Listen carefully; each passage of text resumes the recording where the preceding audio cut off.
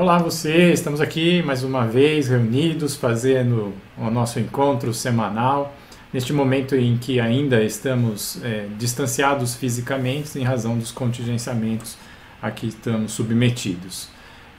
Espero que você esteja bem de saúde, feliz, em condições de aprimorar ou agora um pouco mais os seus sentimentos em direção aos valores transcendentes, aos valores da alma, que a gente possa ser inspirado nesses instantes e produzir uma energia apta e capaz de ser utilizada pelos bons espíritos no amparo aos nossos irmãos em sofrimento, em especial aos médicos que se dedicam aos pacientes, àqueles que estão em crise, aos familiares que se veem em dificuldades por esses instantes e que a gente possa produzir energias úteis a esses nossos irmãos. Não é? De uma forma simbólica, a gente vai dar início aos nossos trabalhos fazendo uma oração a Jesus para que seja o emissário das nossas preces até Deus, agradecendo pelo dom da vida, pela saúde, pela oportunidade que temos de aprimorar os nossos conhecimentos,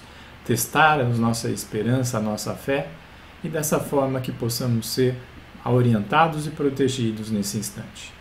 De uma forma simbólica, nós nos dirigimos a Deus, como Jesus nos ensinou, dizendo: Pai nosso que estais nos céus, santificado seja o vosso nome. Venha a nós o vosso reino, seja feita a vossa vontade, na terra como em toda parte. O pão de cada dia dai-nos hoje, perdoa as nossas dívidas como perdoamos os nossos devedores. E não nos deixe cair em tentações, mas livra-nos do mal. E que assim seja. Que assim seja. Então podemos iniciar o nosso trabalho, né, Rê? Falando Sim. aí, hoje a nossa missão é falar um pouquinho sobre... Nós vamos usar novamente o livro Boa Nova. O livro Boa Nova, lá no capítulo 25, nós vamos encontrar Humberto de Campos intitulando, né, o seu novo capítulo como A Última Ceia. Talvez seja bem oportuno fazermos essas reflexões nesses dias aí que nós estaremos vivenciando mais uma vez essa passagem que Jesus exemplificou o seu sacrifício próprio, né? E tentar, à luz agora de toda a doutrina, de todo o conhecimento, o consolo que Ele mesmo nos prometeu no momento em que tivéssemos mais amadurecidos, mais preparados para as revelações mais profundas. Ele então enviaria esse Consolador a fim de nos trazer um novo olhar para os velhos acontecimentos. Nós temos vivenciado por muitos e muitos anos essa passagem e talvez precisamos nos aprofundar, né,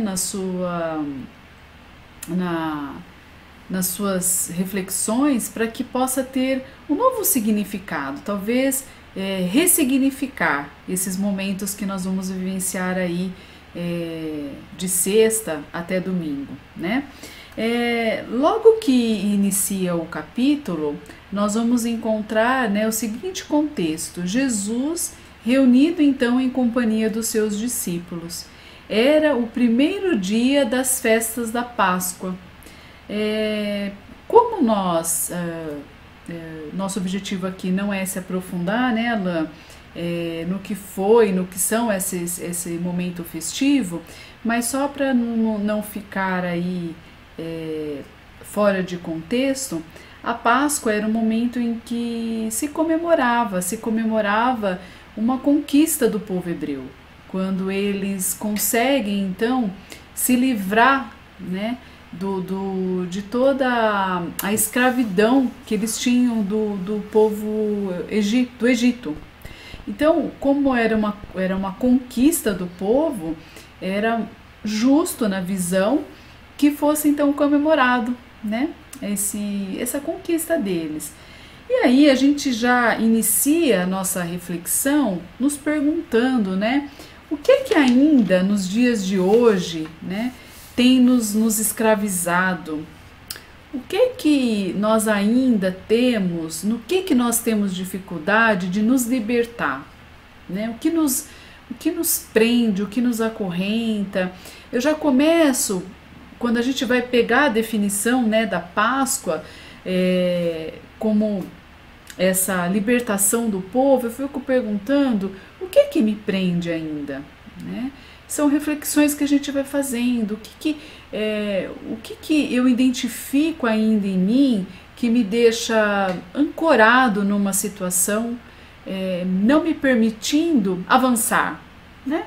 São reflexões, né? A gente vai falar, destacar alguns trechos desse capítulo, e a cada vez que a gente faz um destaque no nosso estudo, a gente busca pensar sobre ele. O que eu sinto quando eu leio esse relato de Humberto de Campos, nesse contexto energético que Jesus coloca essa situação? O que eu sinto depois de mais de 2000 anos? O que chega até em mim, né? Quais são as reflexões que eu faço? Então é assim que a gente gostaria, né, Alain, de fazer mais esse estudo com vocês, neste olhar, né? E aí, os sentimentos, então, que os discípulos tinham estavam voltados para essa comemoração, para a alegria que o povo estava sentindo. E a gente percebe no discorrer desse relato de Humberto de Campos que Jesus, no momento em que os seus discípulos estavam ali com esses sentimentos direcionados a essa conquista, Jesus já meditava o quanto que as nossas conquistas, o quanto que na verdade nós valorizamos conquistas tão passageiras. E meditava também em que elas são tão passageiras quanto o nosso orgulho e o nosso egoísmo.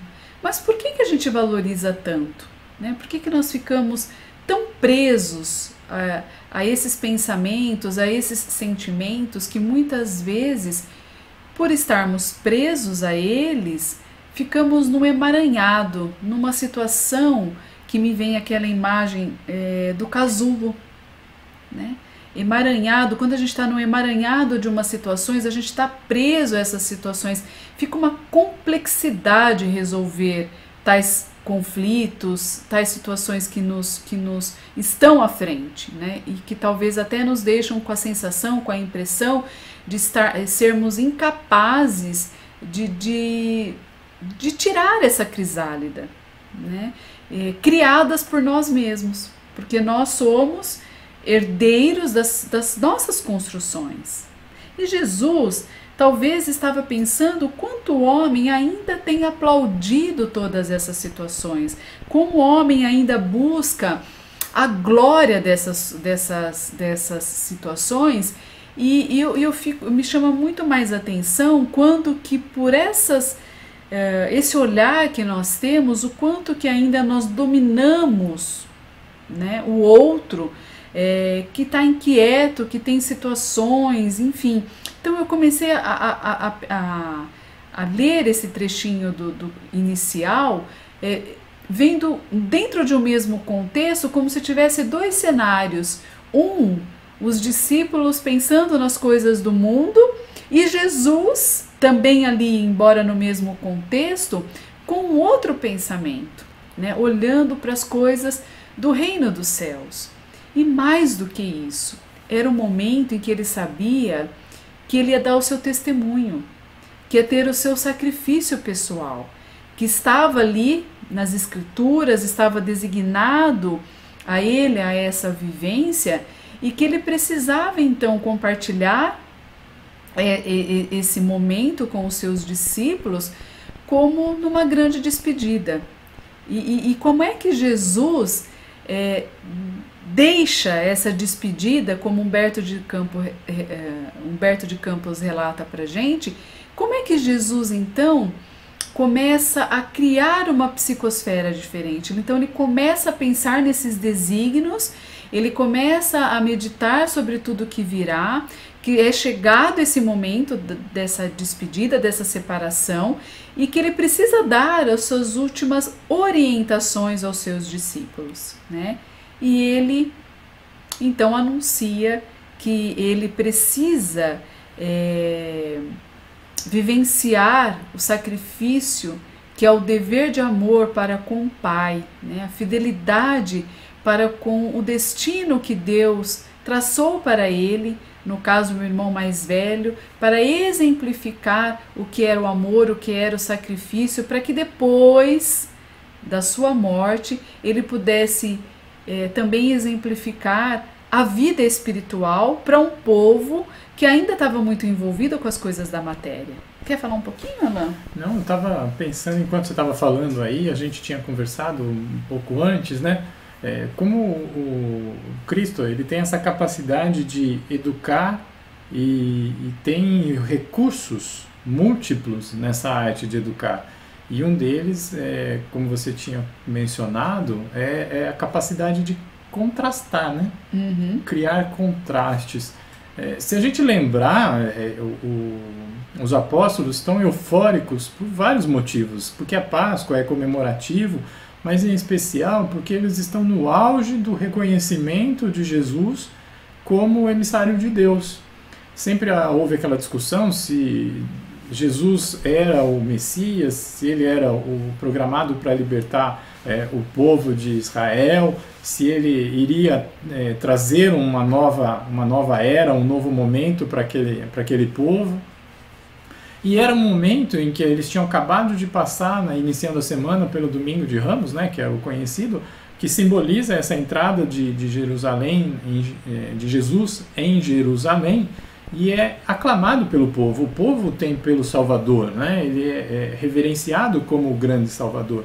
Então, o momento íntimo dos seguidores dos apóstolos é de vitória, né? A vitória, naquele instante, aos olhos da humanidade, né? O reconhecimento popular, prestes ao momento em que passaremos ao poder, talvez, né? Eles tinham ainda essa expectativa de que Jesus fosse o governador temporal, né? Que iria subjugar o comando de Roma.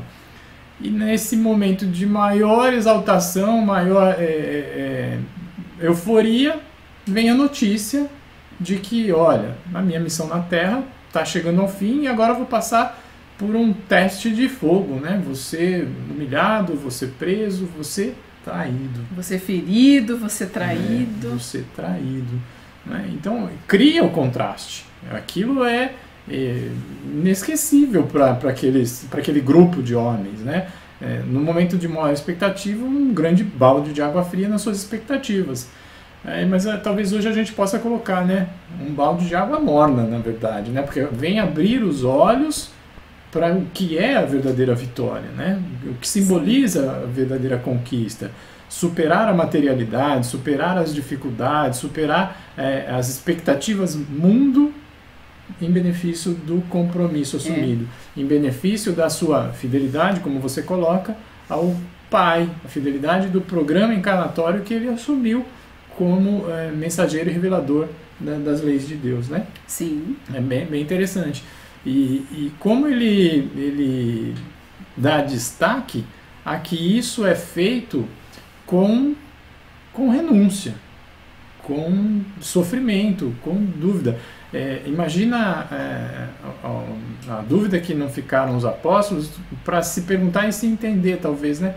Como é que pode isso, o Filho do Homem, ter que passar por isso que está nos anunciando? Será que faz sentido isso? Se ele é Filho de Deus, onde está Deus nesse momento que não está protegendo o seu Filho, né? Exatamente. Vamos pensar nisso. O que isso pode nos ensinar, né? Que tipo de conquista os discípulos podem ter a partir da compreensão disso, né? E uma delas, sem dúvida nenhuma, a fidelidade, como você já havia destacado, né? A fidelidade ao compromisso, mas também a renúncia, né? É interessante porque a gente reconhece nesse ato de Jesus um monte de virtudes, né? Porque ele aceita, ele renuncia, ele obedece, e por ele obedecer e aceitar, ele é fiel aos desígnios do Pai. E ele coloca aqui, eu acho interessante, ele coloca para os discípulos, né, que uma das maiores virtudes dos discípulos do discípulo do Evangelho é a de estar sempre pronto para o chamado, né? Então, estar sempre pronto, como é que nós compreendemos, né? Como é que nós sentimos diariamente esses chamados nas pequenas coisas, né? Deus nos chama, vai nos convidando o tempo todo a olhar para alguma coisa, a estar atento a outra, a se calar perante a outra. Então a vida vai nos dando imperativos de ações, e que muitas vezes, por estarmos tão distraídos com as coisas do mundo, e pior que estar distraído é acreditar no que o mundo oferece e ficar iludido por esse mundo, iludido por esses valores, a tal ponto de não mais andarmos só distraídos, mas iludidos e perturbados, porque depois da perturbação começa a vir os tombos, né? Começa a vir aí as depressões, as confusões, as mentes que já não raciocinam, a falta de poder. Então veja, é a gente se distanciando por escolha própria dos desígnios, dos imperativos da vida, né? E nesse afastamento vem as dores, né? Os discípulos nesse momento, dentro do contexto aqui, eles não estavam com dores, eles estavam alegres, eles estavam com um sentimento voltado para a conquista do seu povo, né? Mas Jesus os chama, faz um convite, porque embora o coletivo, os discípulos, né, o corpo desses discípulos, vamos dizer assim, a equipe de amigos que colaboram com Jesus, embora o grupo, as relações sejam importantes nas nossas vidas, Jesus vem fazer um chamado do sacrifício pessoal. Então, Jesus, como Alan colocou, ele faz dá um choque quando ele anuncia para eles que no meio daquele, olha o chamado de Deus, né? Nós não podemos andar distraído, a gente tem que estar sempre vigilante, porque a gente nunca sabe o momento em que nós vamos precisar acionar algum recurso, transformar a rota. E aí eles estavam então com um sentimento que Jesus os chama para compartilhar o seu sentimento próprio, os convidando então à reflexão do que seria um sacrifício próprio. E quando eles começam a querer questionar Jesus de que Deus é esse, o que Jesus faz? Não querendo os distrair como a vida às vezes nos convida às distrações, não, mas Jesus talvez quisesse dar um outro contraponto, chamando a atenção que não vamos julgar, né, o que Deus, porque nós não somos capazes de compreender, né, os desígnios de Deus, eles são insondáveis, embora eles sejam justos, eles têm muita bondade de Deus para nos oferecer esses desígnios, esses nossos destinos.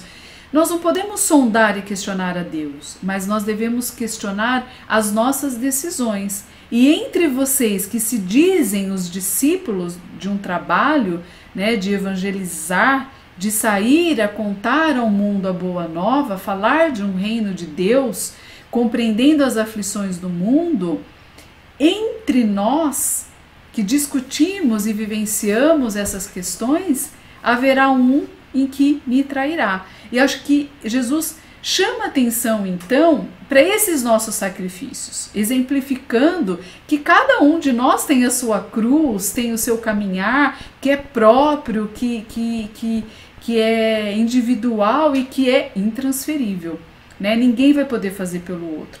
Então Jesus chama a atenção, e a gente depois vai saber do episódio, a gente vai saber depois que o traidor aí no caso foi Judas, mas quando os discípulos começam a se perguntar, e entre eles vem alguém que fala de Deus, Jesus volta de novo para um outro pensamento, fazendo com que cada discípulo continue confiando em Deus. Veja que tem muitos estímulos.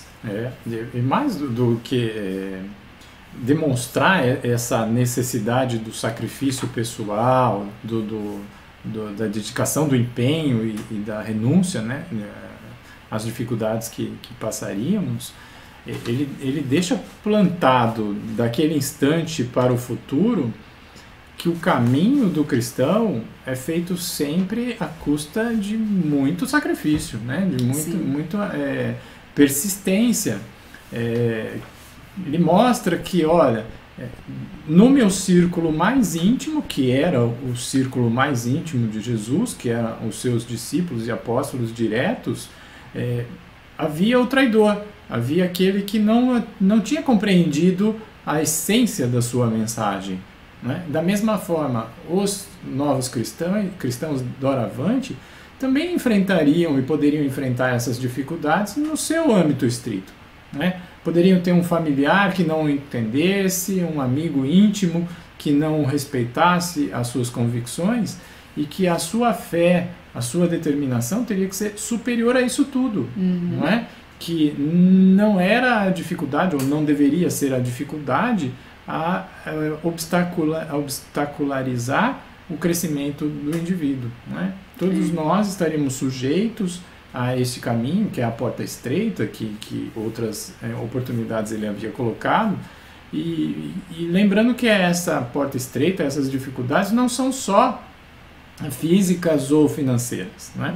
Você tem dificuldade que vão além daquelas dos obstáculos. Você tem a própria dificuldade de pensar diferente, priorizar outras coisas. Enquanto o mundo está priorizando o empoderamento, o patrimônio, os valores da matéria, o cristão está priorizando algo diferente, está priorizando a alma, está priorizando a busca do aperfeiçoamento moral. Né? E talvez nesse sentido, Alan, acho que vale a pena a gente trocar a palavra dificuldade por necessidade. Sim, né? Tudo aquilo que nós vivenciamos, que numa aparência, numa superficialidade nós chamamos de obstáculos, de dificuldades, à luz do que a doutrina vem nos ensinar, nós podemos então compreender não como dificuldade, mas como uma necessidade. Então, aquele filho difícil ou aquele emprego que exige de mim habilidades que eu não tenho, eles, na nossa visão, como o Alan disse, pequena, voltada para uma questão da matéria, enfim, uma visão estreita, né, de um conhecimento de uma vida maior, nós vamos entender aquilo realmente como uma dificuldade. E quantas vezes nós queremos tirar a dificuldade do nosso caminho, né? Então a gente deseja que aquele filho difícil seja cuidado pelos terapeutas para que ele seja educado e eu consiga ter bem-estar. Nós desejamos incessantemente que mudar de emprego, porque em outro emprego talvez eu vá encontrar mais paz, porque esse está exigindo, é uma tormenta. Ou seja, a gente não compreende que toda essa ambientação a qual nós estamos inseridos são oportunidades a nos mostrar quem nós somos, o que há de doentio na nossa personalidade que precisa ser mudado. Então eles passam a ser um estímulo, um convite à nossa própria mudança. E no caso da nossa mudança, como é que nós vamos olhar para tudo isso? Bom, então o filho difícil, ele é difícil por quê? Porque ele exige de mim uma paciência que eu não tenho, exige cuidados que eu não sei por onde começar, no que oferecer, né? Olha, então vamos entender assim, que esse filho, ele não é difícil, ele é uma bênção de Deus. Ele é a oportunidade que Deus enviou para você reparar um passado, um desajuste, um erro cometido, ou até mesmo para você se reeducar dentro desse processo interativo.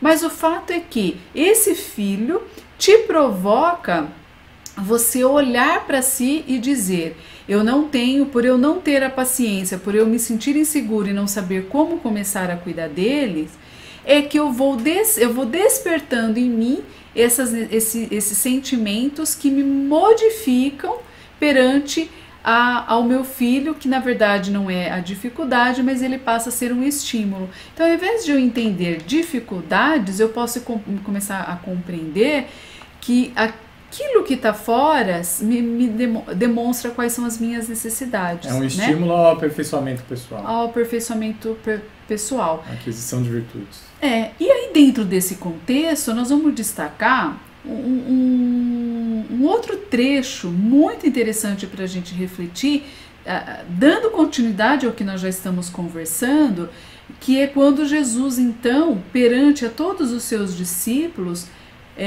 pega o pão e reparte, né?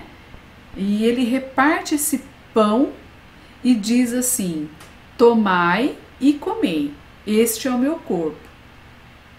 Tomai, no sentido de pegue, né, a parte que lhe cabe e come. E depois ele pega os cálices ali de vinho e diz: esse é o meu sangue, né? Como ele coloca? Isso. Esse é o cálice do meu sangue. Bebei. Olha os imperativos da vida. Mais uma vez aí, a gente vai lidar com essa questão assim: tomai e comei, bebei. Bom, aí a gente pode parar para pensar um pouco, né? Tem que pensar muito. Tem que pensar muito. Bom, primeiro que está num contexto que, a partir deste momento, se cria, por exemplo, nas igrejas cristãs, um ritual, né? Um sacramento da hóstia, né? E tudo mais. Como se aquele alimento físico contivesse o corpo do Cristo, o corpo de Jesus. E Jesus está muito longe desse pensamento, mas distante, né? Séculos desse pensamento. Ele não veio para trazer nada da matéria. O Cristo veio para nos falar do Espírito. Ele veio para falar do reino de Deus. Seria contraditório da parte de Jesus imaginar que, está aqui a divisão do pão que simboliza o meu corpo, que corpo físico. Não, longe disso, né? Se ele até então sempre falou da espiritualidade, ali ele estava seguramente se referindo a um corpo espiritual, não é? Ao corpo espiritual, não dele, mas daquilo que seriam os ensinos dele, né? Um corpo de doutrina, por assim dizer, um corpo do evangelho, né? A sua lição, o alimento para o espírito que ele veio trazer, né? E aquilo que seria o alimento das nossas almas, dos nossos espíritos, nos momentos de maior dificuldade, né? Que é no momento de maior dificuldade que a gente tem que se agarrar aos ensinos de Jesus, a essência da vida explicada ao olhar de Jesus em sua compreensão das leis de Deus, né? E o Espírito também, né? Quando fala tomai o meu sangue, ele não tinha hábitos canibais, isso é muito claro, né? Primeiro porque nem naquela civilização havia o canibalismo. O canibalismo é algo selvagem que a gente encontra na América do Sul, na América Central, povos antigos, mas em outro contexto que não se refere ao sangue que Jesus está falando ali de tomar. Ali simbolicamente o espírito, aquilo que anima, aquilo que dá vida ao corpo, né? Então, aquilo que dá vida ao corpo das ideias de Jesus é o seu pensamento, a fé, a convicção, a certeza do plano espiritual, né? É aquilo que que traz de inovador nos seus ensinamentos, né? E olha só o brilhantismo, como Jesus, o André Marosso, né, o diretor lá do filme, o Filme dos Espíritos, entre outros, ele às vezes brinca que o Jesus era um grande marqueteiro, né? E óbvio que ele fala isso em reconhecimento à capacidade dele de criar um fato e não em zombaria a Jesus, por óbvio, né? André é um purista da doutrina de Jesus. Mas ali Jesus também estava criando um cenário de marketing, por assim dizer, né? Quando ele pega o alimento do pão, o pão é repartido diariamente em todo o mundo, né?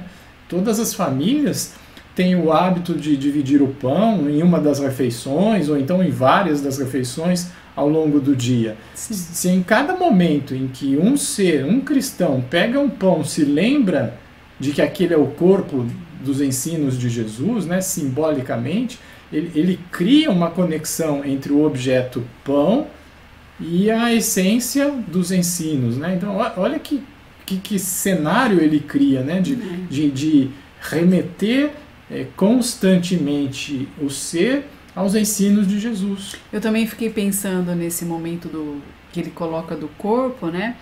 Que assim como nós precisamos do pão que alimenta o corpo, né? O pão mesmo, que poderia ser qualquer outro alimento, mas que alimentasse então o alimento que nutre o nosso corpo, as necessidades físicas do nosso corpo, física e fisiológicas do nosso corpo.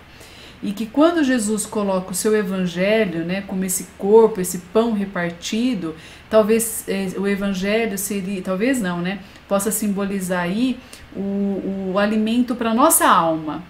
Lógico que Jesus não poderia falar de alma, de espírito, embora ele falasse de um reino, mas era como se fosse assim, naquele momento nós estávamos num novo ponto de partida e que nós chegaríamos ao reino.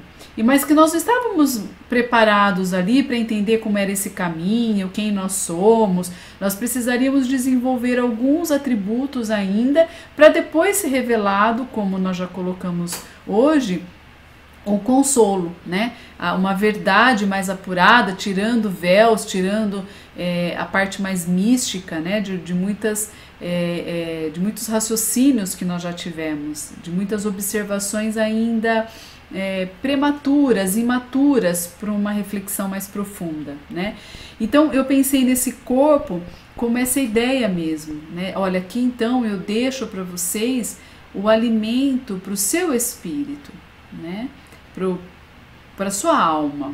Que não está naquele grão. Não. Mas na sua vivência enquanto no seu messianato, né? E aí você vai falar do sangue, porque também me chamou muita atenção o trechinho que Jesus coloca, porque Simão Pedro, quando a gente está lendo esse capítulo, Simão Pedro fica ele fica assim, com uma dúvida, né? Ele não compreende a simbologia disso. E eu penso assim, eu tive uma vivência na Igreja Católica e eu sempre ficava me perguntando por que o padre, né, tem esse ritual, como que é isso? Será que são pedacinhos de corpos? A gente, muito criança, fica imaginando tantas coisas, né? E aí essa questão do vinho, né, que Jesus coloca, tomai, né, esse vinho que é o sangue da minha vida. Eu fico pensando assim, eu destaco a seguinte frase: vinho é o espírito renovador dos meus sentimentos. Jesus, como ele exemplificou o amor, ele estava ali se despedindo desse trabalho coletivo, ele por várias vezes nesse capítulo, nessa última ceia, nessa despedida com os seus discípulos, ele pede para que eles nunca se esqueçam das primeiras orientações dadas, né, de amar uns aos outros. Então, quando ele fala assim, os meus sentimentos renovadores, Jesus exemplificou o amor, ele exemplificou a caridade, né? Ele exemplificou todas as virtudes que nós podemos elencar. Ele foi dócil, ele foi manso, ele foi benevolente, ele foi caridoso. Nós vamos ver no final desse capítulo a humildade. Ele exemplificou todas as virtudes, né? E por ele exemplificar todas as virtudes, ele nos deixa essa marca de o quanto que é pelos sentimentos que nós vamos nos renovar. Olha que interessante, Jesus, nos parágrafos anteriores, ele coloca que no momento oportuno o Consolador será enviado. No momento em que nós desenvolvermos a inteligência, a ciência, a gente vai poder a humanidade poderá se aprofundar aí nos conhecimentos celestiais. Mas nós vamos somente nos transformarmos pelos sentimentos. O verdadeiro espírito espírita cristão, ele não tem só conhecimento, porque nós já reencarnamos em tantas oportunidades tivemos conhecimentos dos ensinos de Jesus, e não é pelo conhecimento que nós vamos nos transformar. É quando nós tivermos a coragem de olhar para quem nós somos, para as nossas necessidades e dizer: agora a minha vontade é de te seguir. A minha vontade é de ser como você é. Se é assim que eu posso colocar, porque aí, para não soar inveja, né? A gente precisa tomar muito cuidado, porque inveja é negativo, não é uma virtude. E aí, ter esse desejo de ter essas construções do Evangelho na sua vida, mostra que nós já estamos na conquista de sermos homens inteligentes, mas virtuosos, que acho que é essa que faz a diferença. Então eu gostaria de destacar né? E a gente falou essa semana também de uma passagem de Jesus com Bartolomeu, aonde Jesus disse que a verdade ela não exige, ela transforma.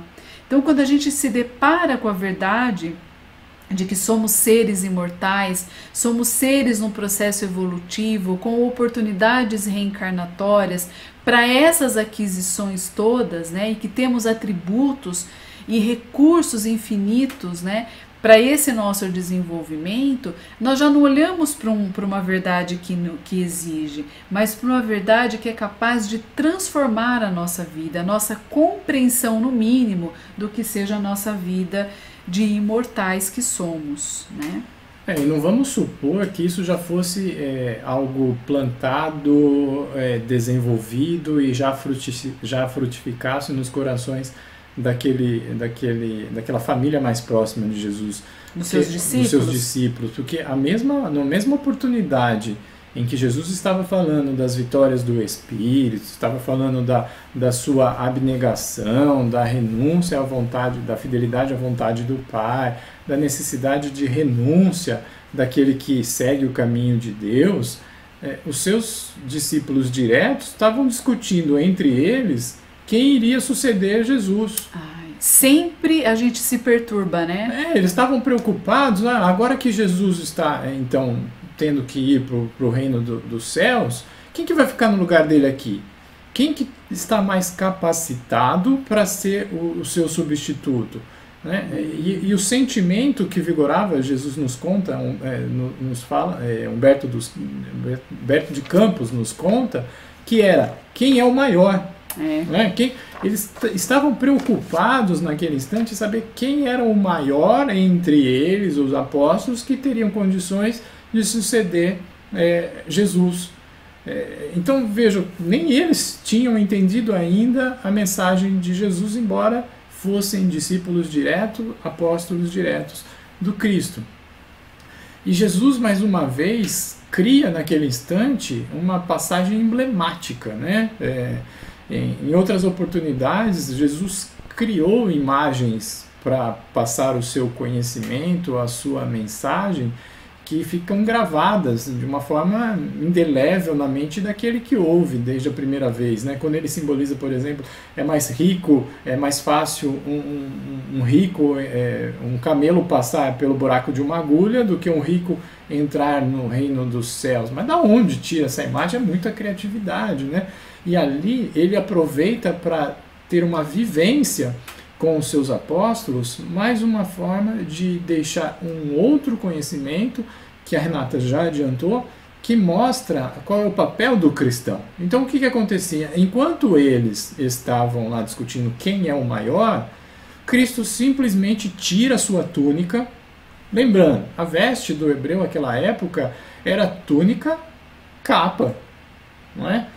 Manto, às vezes, né? E quando diz lá no texto do Novo Testamento, Jesus tira a sua túnica, está dizendo, está sem roupa. Ele tira a roupa, aí fala, cinge uma toalha à altura dos rins. Imagina a cena, um homem saindo do banho e se cobrindo com uma toalha. Era isso que estava acontecendo. Quem se vestia dessa forma? Os escravos. Então, os escravos é que se vestiam dessa forma, porque não tinham roupa para vestir, botavam um saco, um tecido, um pedaço qualquer para se vestir, né, para se resguardar. E Jesus se veste daquela forma. Ele põe uma toalha envolvendo a sua cintura e passa a lavar os pés dos apóstolos. Daqueles que estavam preocupados em saber quem era o maior que iria suceder Jesus, Jesus simbolicamente diz, olha, o maior é aquele que tem mais capacidade de servir o seu irmão. Ele não está falando que o maior é o mais preparado, que o maior é o mais inteligente, é o mais rápido, é o mais forte. Não, o maior é aquele que tem melhores condições e na prática faz servir o seu irmão. Ele se coloca em condições de extrema humildade e coloca aquilo como um dever do cristão. E é interessante porque Jesus mesmo, pelo menos Humberto de Campos relata isso, que ele convida os seus discípulos a uma reflexão assim, vocês não me chamam de mestre, de senhor, Então, pois eu aceito. Eu sou o mestre. Né? Eu sou o mestre, eu sou o Senhor, mas eu sou o servo de Deus. Né? E coloco o servo de Deus, quer dizer, existe algo acima de mim. Né? E na condição de servo, eu sirvo. Eu sirvo. Não é? Sim. E coloca isso como uma condição. Ele não está falando que aquilo, olha, é um acréscimo da minha bondade. Não, isso é um dever do cristão. Lembra que a Rê colocou que o crescimento, a evolução, a gente afere no desenvolvimento dos sentimentos, não é? Sim. Não é no conhecimento, mas no aprimoramento dos sentimentos. E só é possível aprimorar os sentimentos em uma vida de relações, onde com o próximo eu interajo, do próximo eu recebo influência e influencio, sou tocado e toco, afeto e sou afetado. Não é? Então ele fala, é dever do cristão lavar os pés uns do outro, reciprocamente, né? Colocando, estão em plano de igualdade, não há maior entre nenhum dos cristãos, porque o maior é aquele que serve. Então, é uma frase bem bonita, né? Ele coloca: sou mestre, sou senhor, vos lavo os pés sim. Deveis igualmente lavar os pés um dos outros no caminho da vida, porque no reino de Deus, porque no reino do bem e da verdade, o maior será sempre aquele que se faz sinceramente o menor de todos, né? E ele destaca então essa condição, como a Alain colocou, né? Um dever. E eu, hoje assistindo uma live do nosso amigo Eduardo Gibelli, ele destaca uma frase de Chico Xavier que diz o seguinte: quando o amor começa quando termina-se os nossos deveres. E eu fiquei pensando nessa colocação de Chico. Fico pensando que quando nós desenvolvemos a nossa inteligência e depois temos as construções das virtudes em nossas vidas, desenvolvendo sentimentos mais nobres que podemos atingir, eu penso que aí nós estamos então preparados para o caminho do amor. Eu acho que foi dessa forma que Chico quis deixar a mensagem. O quanto que é preciso algumas aquisições para a gente chegar nesse amor incondicional que Jesus sentiu por cada um de nós. Lembrar Jesus nesses momentos não é lembrar daquele sacrifício pontual. Aquele sacrifício que foi ferido, que foi marcado, humilhado, aquilo na verdade serve para a gente olhar como um espelho para nós mesmos, como nós somos egoístas, o quanto nós gostamos, como somos orgulhosos ainda, gostamos de ver o outro abaixo de nós, como nós obrigamos pelo um domínio de poder ao outro dizer aquilo que nós desejamos. Impomos então para o outro situações que os constrange. Isso nada educa, nada transforma. Essa é uma verdade de uma construção ainda que nós precisamos vivenciar lá quando éramos primitivos ainda, que tínhamos que sair com os nossos instintos para caçar, para cuidar de matar a nossa sede, o nosso instinto da sexualidade, da moradia. Já se passou muito tempo. E esse padrão instintivo já não nos cabe mais. Precisamos ir para o padrão agora de compartilhar o bem, das construções da bondade, das construções de sentimentos mais nobres.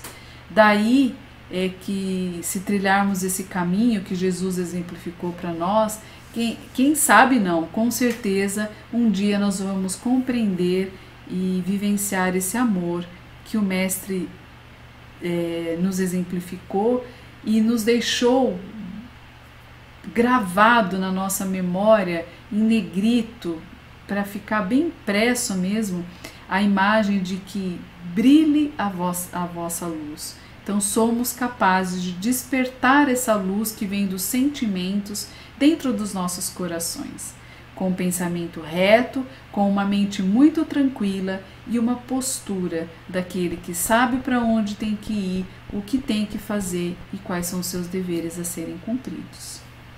Isso aí. Então, com essas reflexões, a gente se despede.